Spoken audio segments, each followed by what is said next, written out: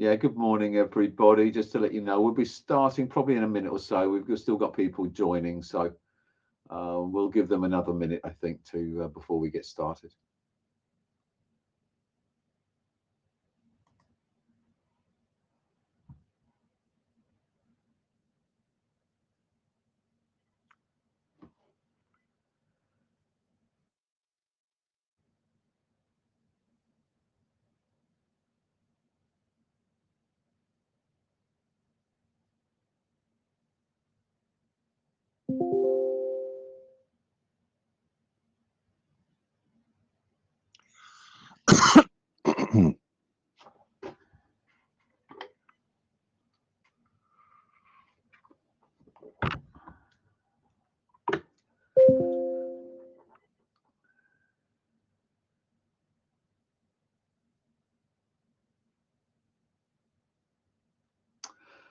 Okay, so it's 9:01, so I think if we get started now, thanks everybody. Thanks very much for your time in joining us today with our webinar. My name's Paul Brett. I'm responsible for Kubro's business in the UK, Ireland, Middle East and Africa, and I'm your host today. I'm joined by Adrian Belcher. Adrian is a solutions architect at Kubro, based in the UK, but with EMEA-wide responsibility. So in terms of agenda, Adrian actually will be covering the majority of it. I'll start just in a second or two, just to really give you a very high level overview of the value of the solutions that Kubro offer to address the network security tax. But the meat of the session today will be covered by Adrian, who will be describing our approach and the type of solutions that we have to help you stop paying the security tax. And then I'll come back at the end to summarize, and then we'll have Q&A at the end as well. Just a couple of housekeeping points before we start with the agenda. Obviously, feel free to ask questions as we go. There is a Q&A session at the end, but we're happy to take those questions as we go through the content. There are some handouts available, so please feel free to help yourself to those. And we'll have a number of poll questions that we'll be issuing. So be very grateful for your response and input to those. Helps us actually to maintain the quality of the content for future webinars. So Adrian, next slide, please. So I'll start just with a couple of slides, really just to give you, as I say, what's the high level summary of the solutions to the network security tax. But to be able to do that, first of all, really want to start with what is network security tax, and really we view that probably into three broad categories. It's unnecessary spend due to analyzing traffic that has no value or relevance to network security posture. Secondly, it's caused by really, I guess, what I would describe as maybe suboptimal solutions that have to be deployed because of vendor locking, where there are alternative approaches but that can't be considered from alternative vendors. And then thirdly, the introduction of new regulations, and obviously we have things like DORA and NIS2 that are forthcoming in the near future. That impose or require new capabilities around network security, and in some instances can require additional investment. That's also the case, obviously, for business change and business flexibility. That can be the case. So those are really three of the high-level causes of what we describe as the network security tax. And I think from our perspective, what's fundamental to helping to address all of those areas and help to reduce the network security tax is network visibility solutions. And obviously, as you will know, that's the solution area that Kubro provides. And our solutions connect to networks. We observe all traffic crossing networks. We're able to replicate traffic that needs to be analyzed by the relevant network tool, whether that's security monitoring or analytics. we're able to optimize the replicated traffic and use that to provide optimized data feeds to those security monitoring or analytics tools. Next slide, please, Adrian. So what does that mean? So what that means, what we're able to do, what our solutions are able to deliver, is to be able to filter out traffic that's not required for security.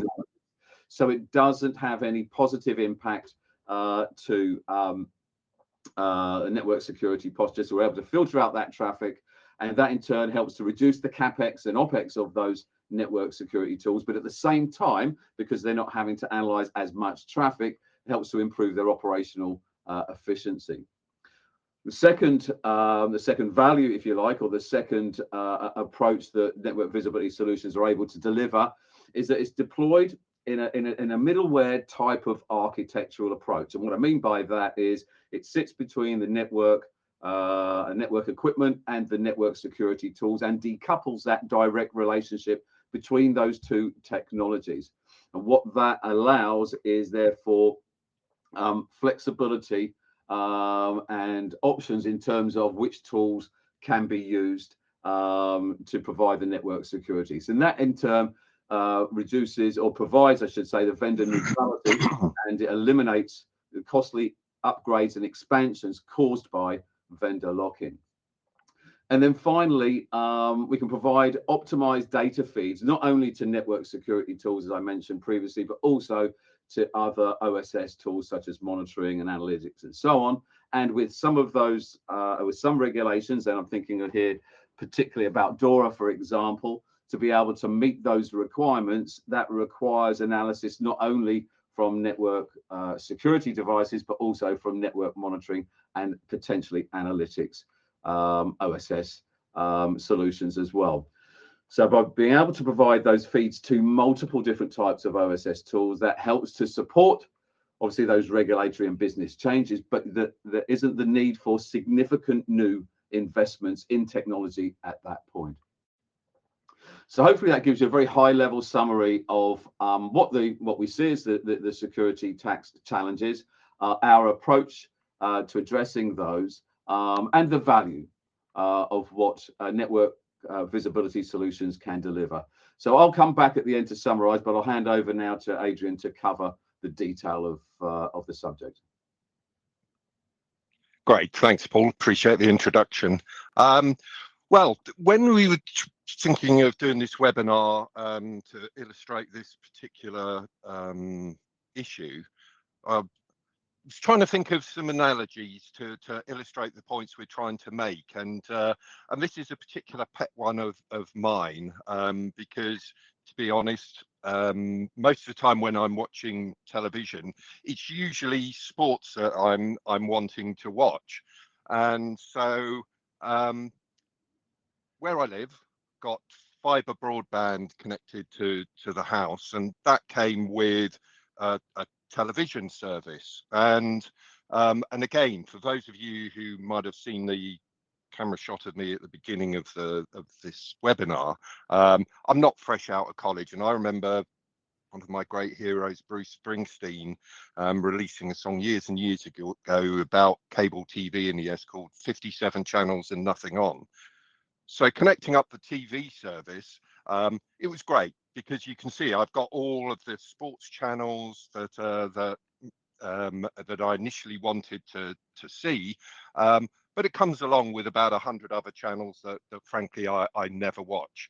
And so you could argue, you know, that's great that I get to see the sports that I want, but actually I'm also paying for a whole bunch of other channels that I never watch.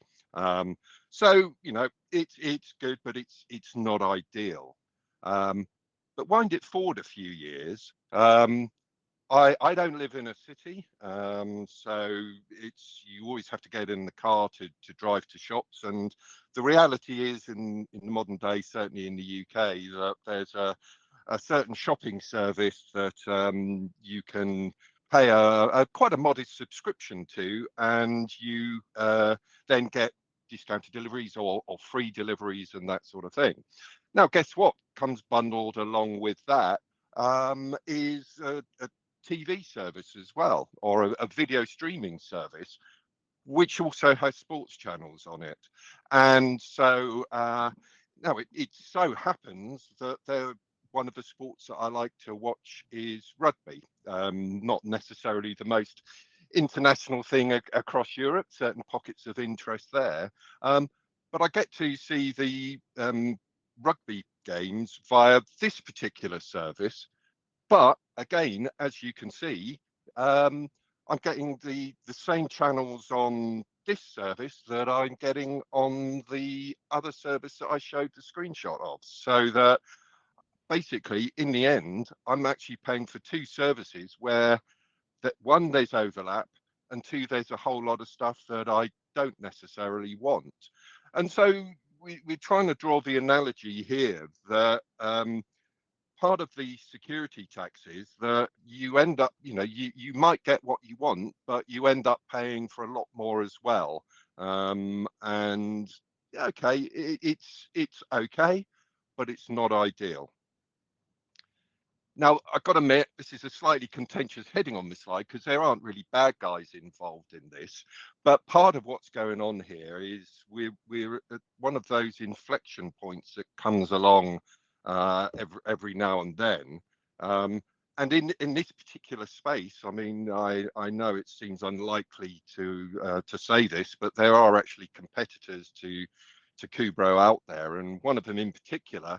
The name was actually derived from when the point at which the company was started. It was just when we were going through one of those inflection points, which was from, if for those of you old enough to remember this again, from sort of 10100 to gigabit Ethernet. And the challenge was to monitor gigabit Ethernet because the tools were still all sort of 10 or 100 gig attached, but the networks were going to 1 gig.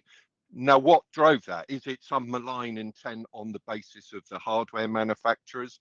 And the answer is no. Say the bad guys. It's not that they're deliberately bad behaviour, but it's just the way the technology goes. It creates problems in other contexts. Now, perhaps I should have done a pop quiz here and offered a prize for recognising. I mean, you can see the top left illustration here is actually the Broadcom Tomahawk 6 chip. And at the bottom, our late lamented friend, the Intel Tofino 3. But perhaps I could have offered a prize for the top right. But just to put you out of your misery, that's the NVIDIA Spectrum 6.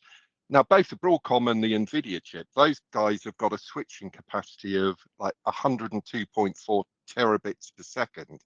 And those are pretty much sort of state of the art. The Tofino 3, which is a few years old now and obviously is not going into production under the Intel badge, even that chap had 64 times 400 gigabit interfaces into it. Now, what this drives is to be able to make use of the switching capacity of these chips. You simply cannot connect enough physical interfaces that are low speed. And by low speed nowadays, I'm talking 10 gig and 40 gig.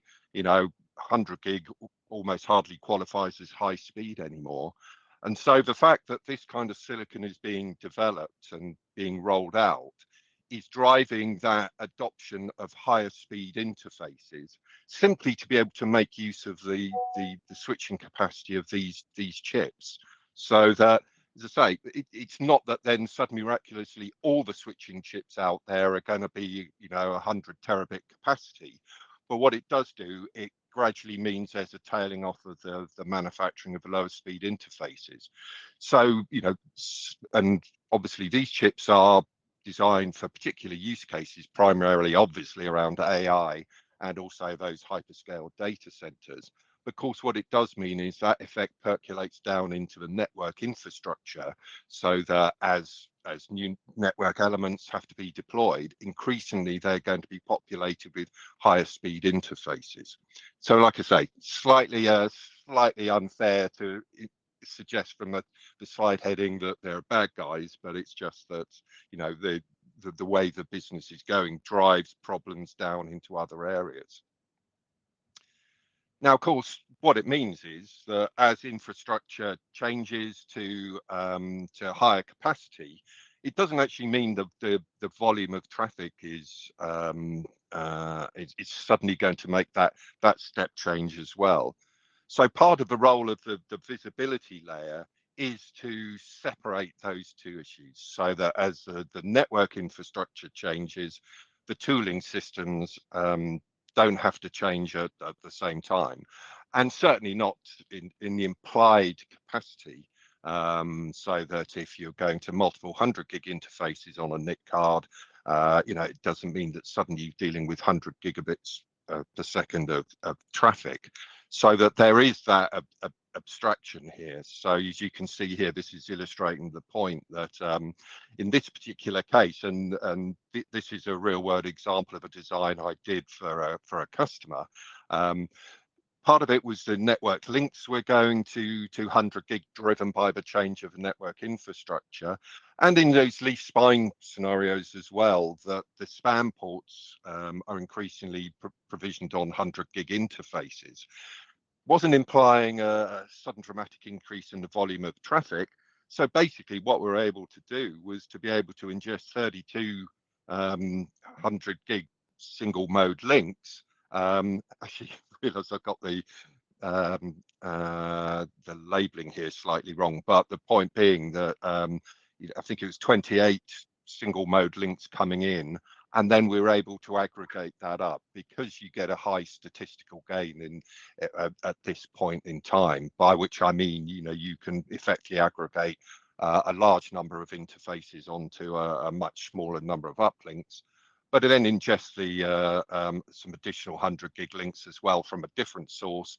And then by filtering and load balancing, we can then push that traffic out into a monitoring system that only has 200 gig interfaces in it.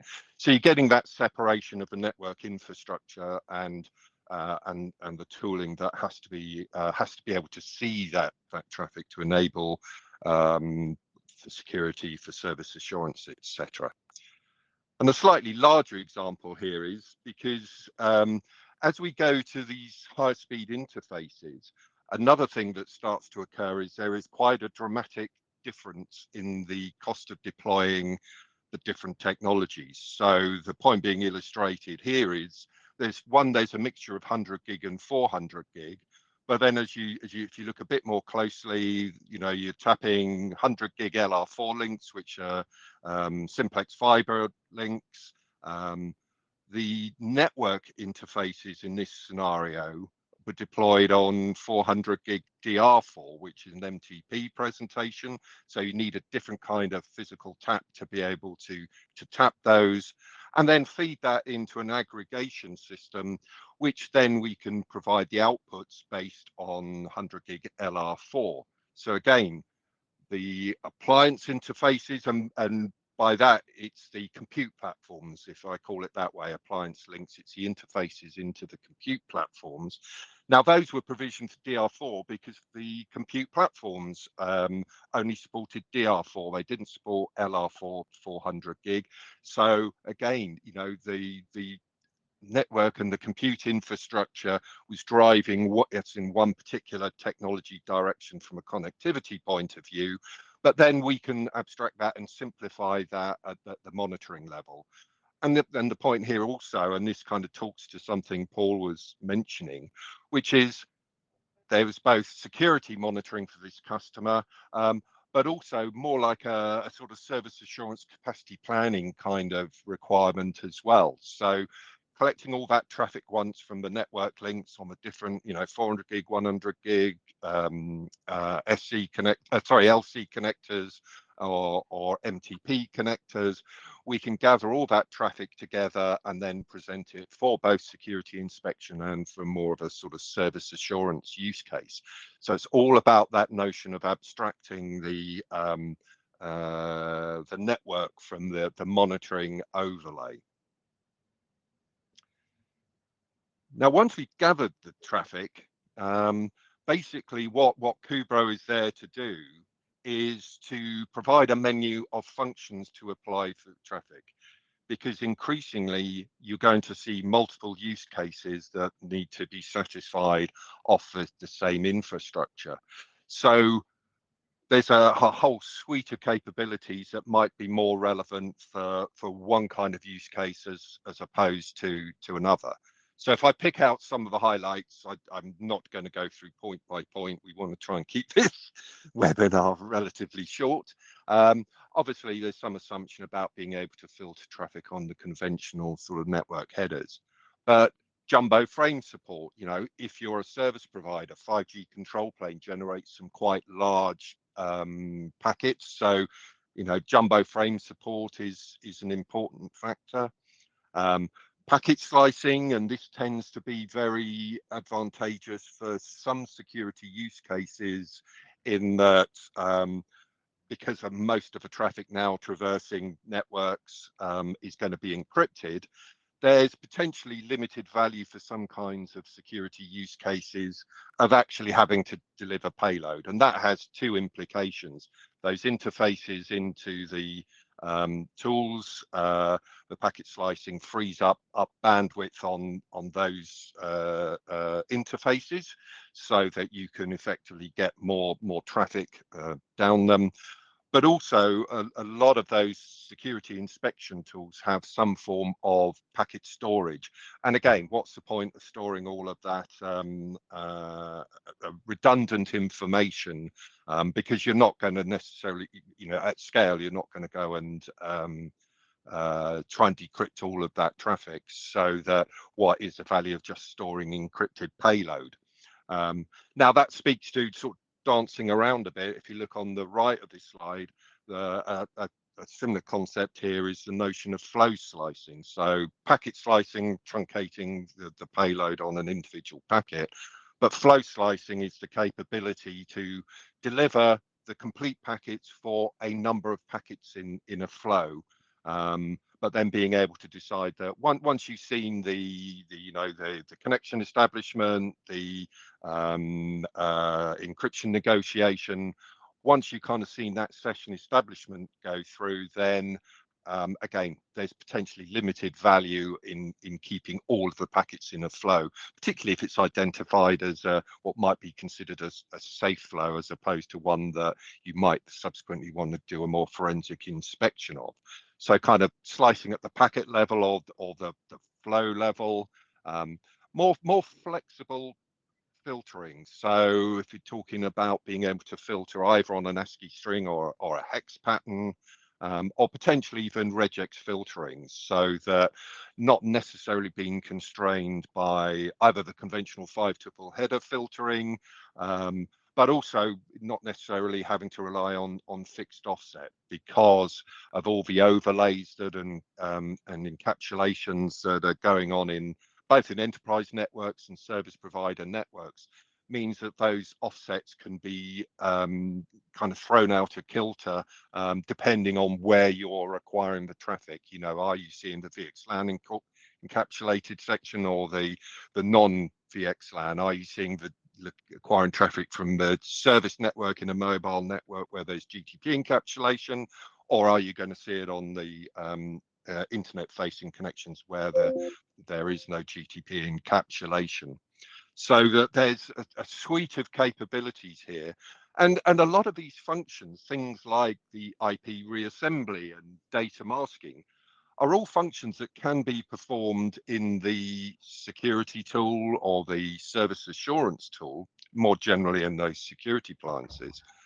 But again, it's that's not what you're paying for those systems to do. Basic packet and flow handling, rather than the real high value function that you're paying a lot of money for. So that effectively running these kind of functions as like a preprocessor in the visibility layer releases CPU cycles, optimizes the performance of those very expensive systems that that are providing the real value.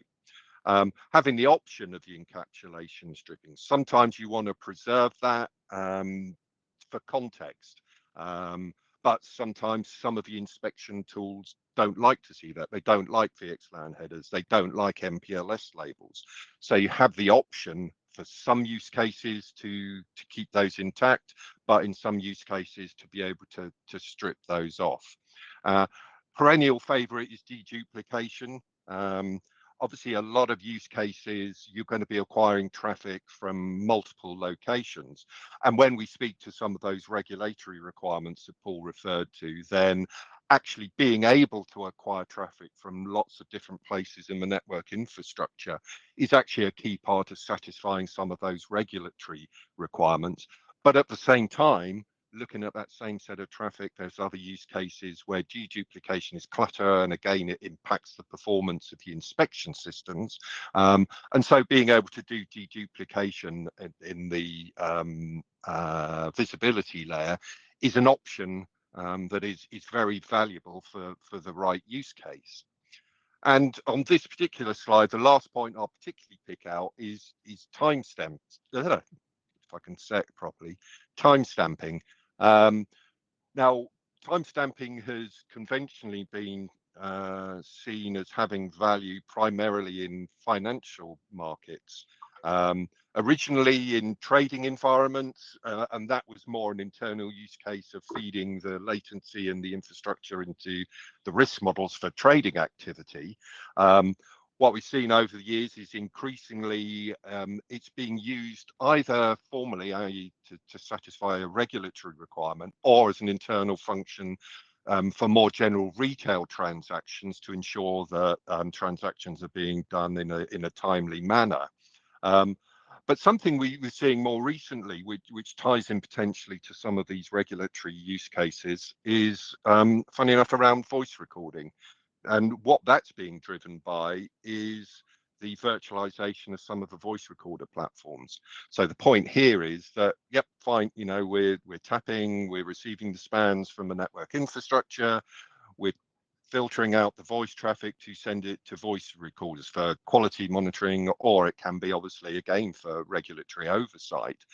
And the challenge is that as you push the traffic into the virtualized platforms where the voice recorders are now running, while obviously there is going to be some degree of jitter going through the aggregation process, it's actually low jitter. There might be latency, but the jitter is quite low. There isn't a huge variation in the latency of that aggregation function. But what you do get through the software stack running in those virtual environments is a lot of jitter induced. Potentially even packet reordering is not an uncommon thing to see. And of course, what that means is by the time the traffic hits that actual voice recorder, it makes session reassembly with any semblance of what the original session looked like very difficult. So some of these functions are ones that, you know, as we've seen over the years with so many capabilities, one initial use case that then mushrooms out into potentially lots of other ones. So that having this whole sort of menu of capabilities that you can select sets of traffic and apply a different set of handling to, all mitigates the effect of that security tax, as it were, of sending redundant information you don't want, but has to be there for another reason, be it, you know, driven by the networking.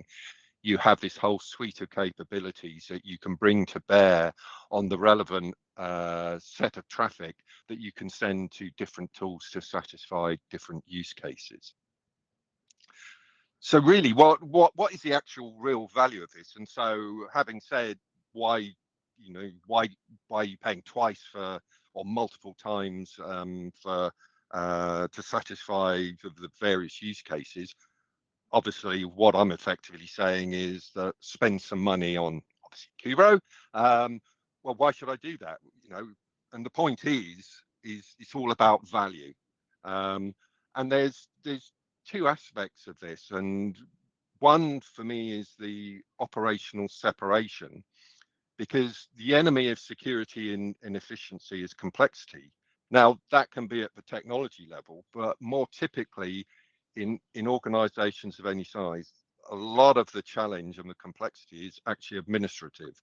And the classic thing here is the sort of relationship between the network team and the security team, typically. And usually it's different people. And the point being is that security ideally needs to be dynamic.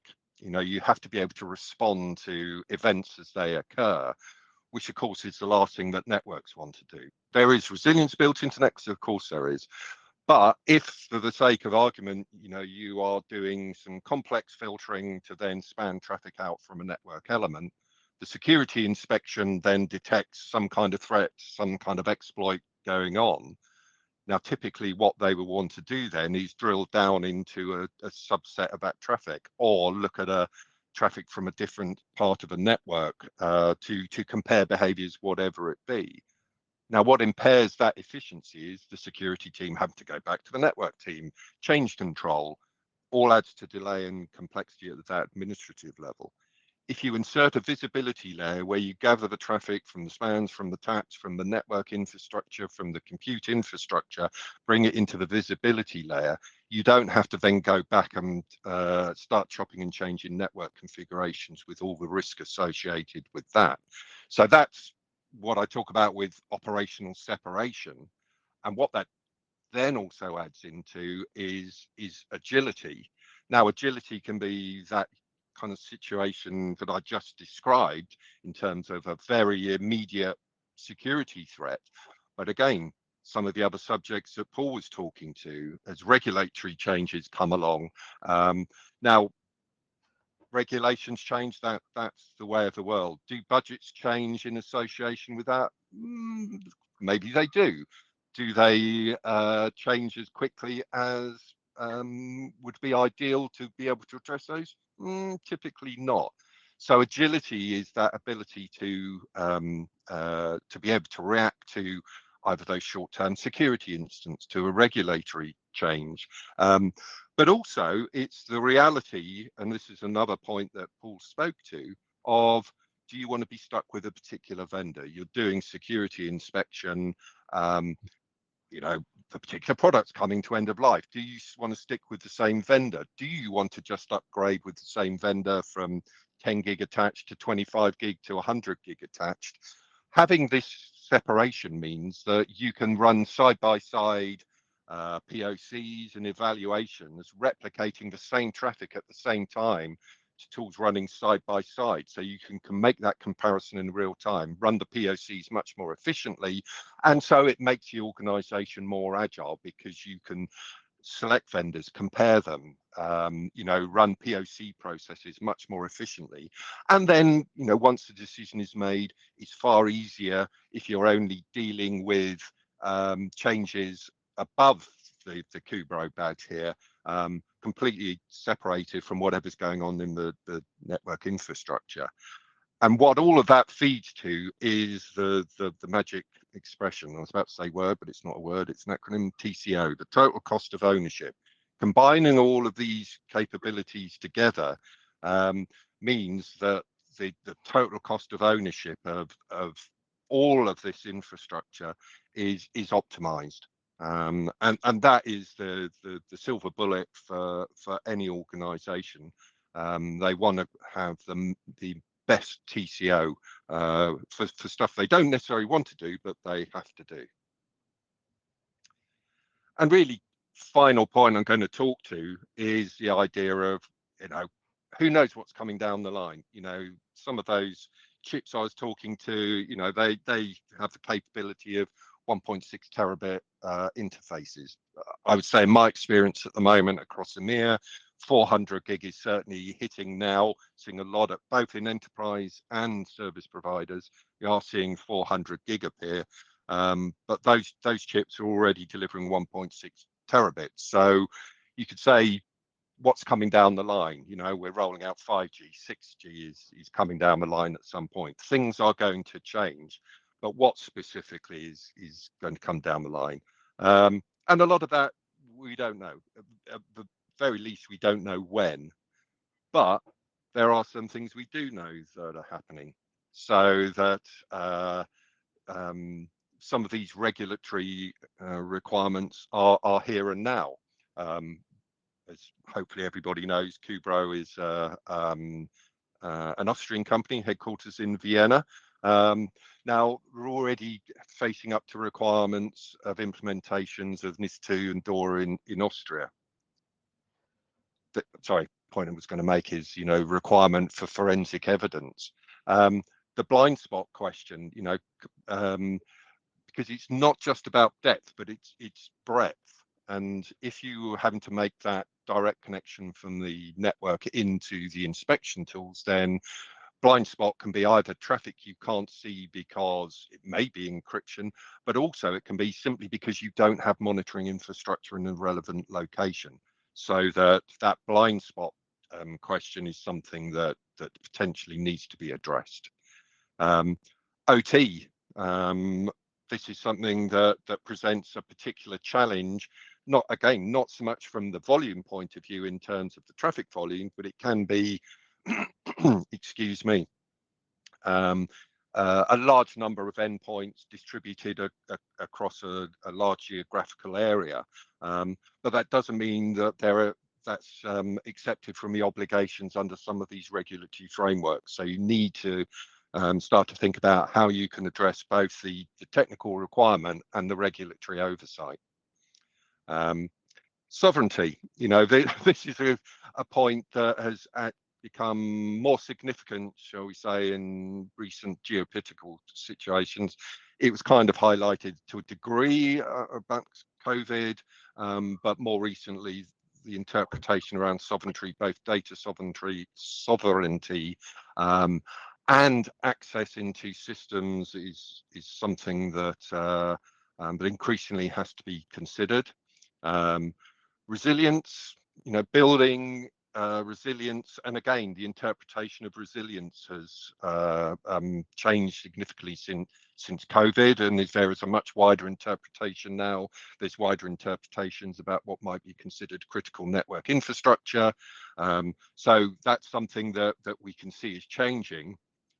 And just the last point on this is the executive liability question. So speaking back to the point about budgets, this is something that when the senior executive team can potentially be held personally responsible for infractions of regulatory requirements, perhaps that focuses some attention on budgets, and being able to present a very good TCO is an enabler to do all of this good stuff and make the organization more agile without breaking the bank.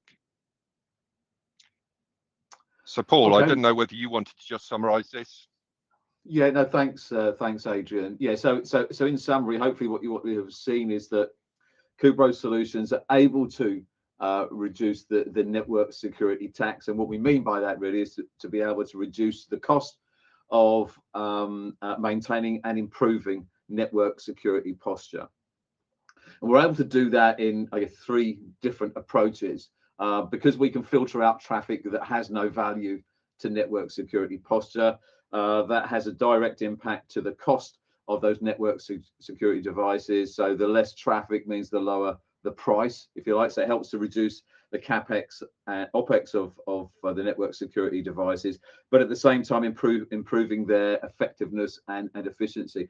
And interestingly, I mean, those can be significant, those reductions. We have a customer that they found that a combined network visibility and network security solution was 50% lower cost compared to a network security only solution. So those cost savings can be very significant.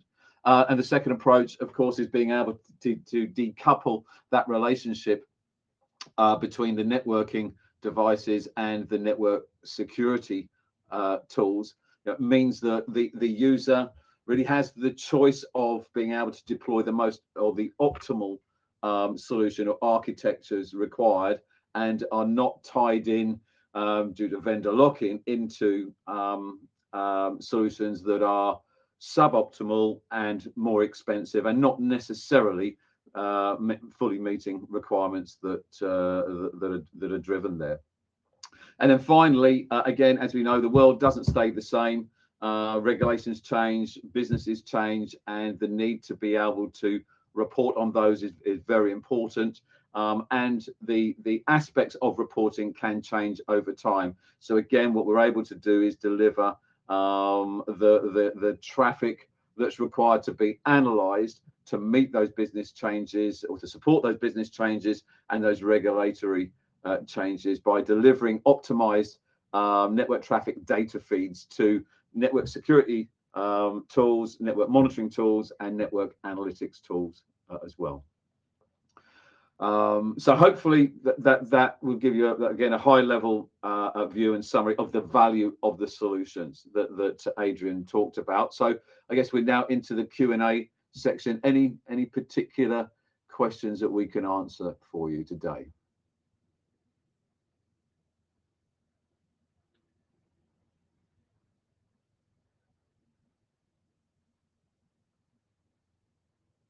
I guess still anybody got any comments or any thoughts on what you've heard today, or any particular questions or any particular things that we can answer for you?